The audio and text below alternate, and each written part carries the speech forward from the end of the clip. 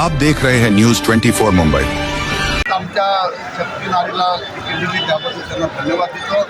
आणि आज तुम्ही पाहिलंय सर्व शक्तीवारी आज रस्त्यावरती उतरले होते आणि मोठ्या संख्येने प्रचार फेरीमध्ये ते सामील झाले होते।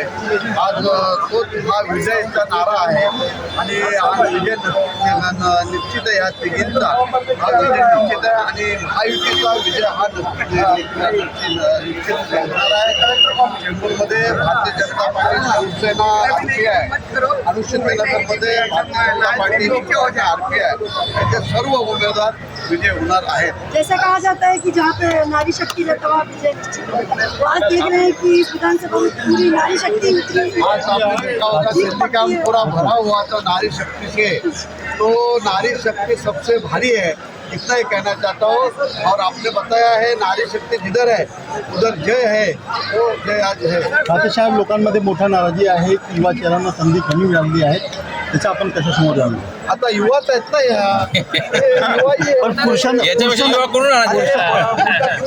पुरुषांना कुठे कुठे संधी कमी मिळाली आहे त्याच्याबद्दल पण नाराजी. आता सरकारचं हा काय निवडणूक अधिकाऱ्यांनी त्यांनी सरकारच्या माध्यमातून एकदम कायदेशीररित्या आरक्षण आलेलं आहे आणि आरक्षणमुळे कुठेही नाराजी नाही आहे। आरक्षण जिथे झालं तिथे झालं। आमच्याकडे नारी शक्ती आली, कुठे पुरुष शक्ती आहे। अख्ख्या मुंबईमध्ये पण पुरुष शक्ती भरपूर आहे। हा निवडणूक किती महत्त्वाची आहे काय सांगला?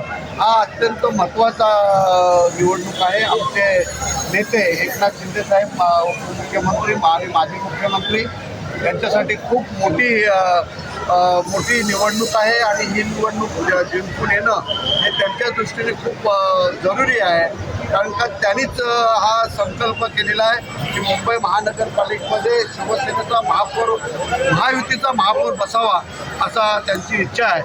महापौर कोणाचे? महापौर कोणाचे? महापौर महायुतीचा असणार आहे। महायुतीचा की सेनेचे? नाही, महायुतीचा महापौर असणार आहे आणि तोही मराठी असणार आहे। मराठी असणार आहे. मराठी भाषेत असणार आहे। मॅडम सांगा, मॅडम दुसऱ्यांना तुम्ही काय इकडे या हो, इकडे या. एक पन्नास मोठं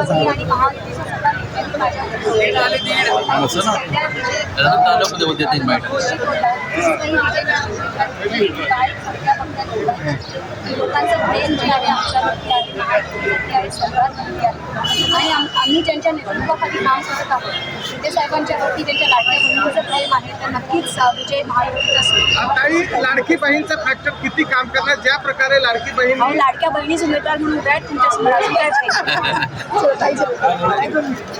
असं बायका असं माझं सरकार सांभाळा उमेदवार आहेत. राजकारण आणि मी आतमध्ये